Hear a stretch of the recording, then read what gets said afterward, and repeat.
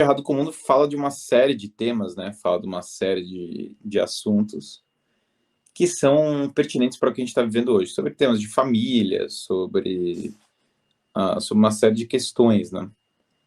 Ele fala sobre o imperialismo, que não é algo que a gente vive do mesmo modo como aconteceu na época dele, mas ele fala uma série de outras coisas que são pertinentes para agora. Em termos de economia, ele previu tudo que está acontecendo agora, tudo. Assim, é brutal. Ele só não foi mais preciso porque ele não tinha uma noção da era tecnológica que nós íamos entrar agora. Ele tinha noção de que haveria muita prevalência tecnológica, mas ele não imaginava que essa era digital como nós vivemos. Também era muito difícil, ele não pegou nenhuma coisa próxima disso.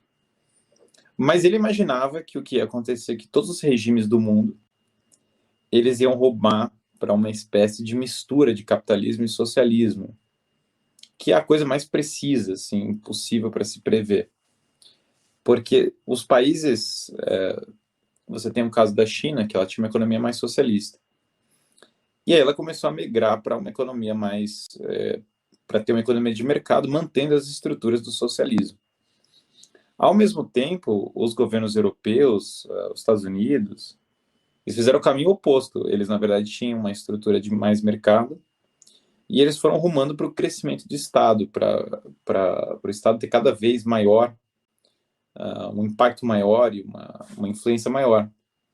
Até o ponto que os regimes foram ficando mais parecidos nesse aspecto. E ele achava tudo isso que haveria quem ia sair perdendo, né? Nessa história seria a classe Yeoman. Yeoman um termo que se usa em inglês para denotar esse pequeno fazendeiro, no fundo, mais ou menos a classe média, né? Em certa terminologia, porque existe uma diferença entre a classe média managerial e uma classe média proprietária, que é dona de algo, né?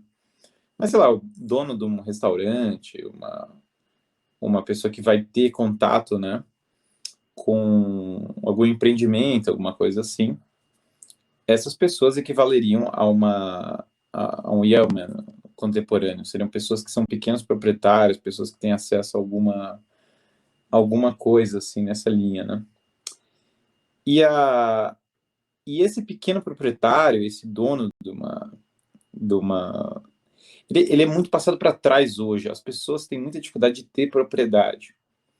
Até o que está se discutindo recentemente é essa noção de que as pessoas, você vai usar tudo, não vai ser dono de nada, né? É o lema que tá em voga e tal, que estão utilizando no Fórum Econômico Mundial. Você vai usar as coisas, não vai ser dono de nada. E progressivamente as pessoas têm mais dificuldade para comprar as coisas. Sei lá, comprar um apartamento é mais caro hoje do que já foi no passado. Ter propriedade no geral é mais caro do que já foi no passado. Então essa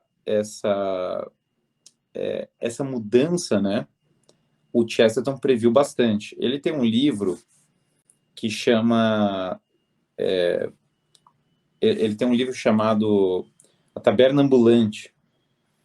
Ele prevê na Taberna Ambulante que a sociedade atual ia virar uma espécie de regime socialista. Ele fala, na verdade, está falando da Inglaterra, que a Inglaterra virá um regime islâmico, socialista, ateu. Então, é uma mistura das três coisas, que é bem peculiar, mas que acaba sendo meio profético. E ali no Taberna Ambulante, quem vai derrubar o regime é um irlandês com um barril de cerveja, né? Então, essa ideia dele de que, de algum modo, forças antagônicas iam se misturar e essas forças antagônicas iam, de algum modo, ser bastante opressivas para pessoas, especialmente para aqueles que querem ter uma vida normal, uma vida meio hobbit, assim. Esse é o modo como ele enxerga o rumo do século XX. Ele acha que vai ter uma crescente tirania. Ele, claro, como eu já falei, ele previu a questão do nazismo e ele defendeu uma ação forte contra o nazismo, mas ele não achava que o rumo do século XX, e ele conhecia o comunismo, obviamente, o comunismo soviético e tal, ele também era contra isso. Mas ele não achava que o século XX ia arrumar por aí. Quando a gente vai ver a visão dele, ele achava justamente que ia acontecer essas misturas de regimes, e esses regimes iam, de algum modo, ir suprimindo cada vez mais a ser difícil, a ser mais sufocante, né? Para as pessoas conseguirem ter propriedade, conseguirem realmente ver nas suas vidas ter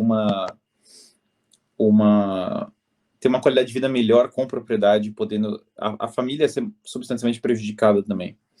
No começo do século XX, muita gente foi para cidades grandes, e isso, claro, ocasionou toda uma dificuldade, né?